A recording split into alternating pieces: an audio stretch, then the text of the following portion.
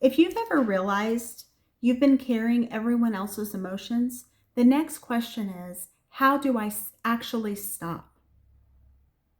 Because knowing it isn't yours doesn't automatically make it feel that way. Let's talk about the struggle.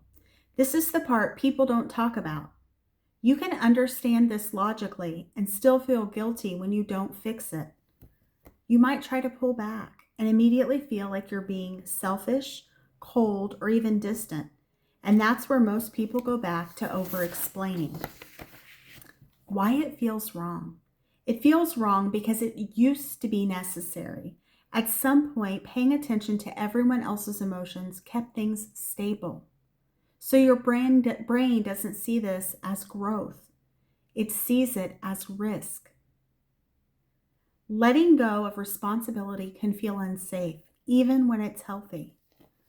Let's talk about the legal lens. In law, responsibility has to be clearly defined.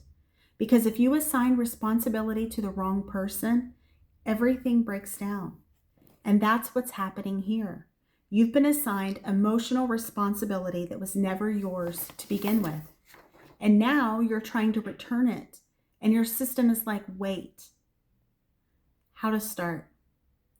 Step 1, notice without fixing. You can notice someone is upset without immediately moving to fix it. Step 2, pause your response. Give yourself a moment before responding. That space is where the shift happens. Step 3, use simple language. Script, I understand how you feel, but I'm not responsible for fixing that. Step 4, tolerate the discomfort. And you should expect some discomfort, more so likely at the beginning than when you get more accustomed to it. The discomfort doesn't mean you're doing it wrong. It means you're doing something new. Part 5, the identity shift. You're not becoming less caring. You're becoming more accurate about what's yours. And that doesn't make you distant. It makes your relationships more real. You don't have to carry what you didn't create. If you haven't watched my first video on why you feel responsible for everyone's emotions, start there. This builds on it.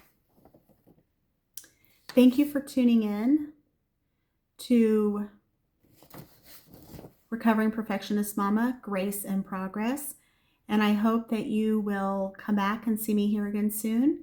And I hope that you enjoyed this video. Feel free to like and subscribe if you like. Recovering Perfectionist Mama is the psychology channel that goes into certain topics that may be confusing. And then the second one is Grace and Gavel, Where Truth Meets Compassion, which is a true crime channel from an almost 18-year criminal defense attorney's perspective. And I provide legal analysis on that and legal topics as well if you're also interested in that. Thank you for tuning in, and I hope you have a great rest of your day. Bye-bye.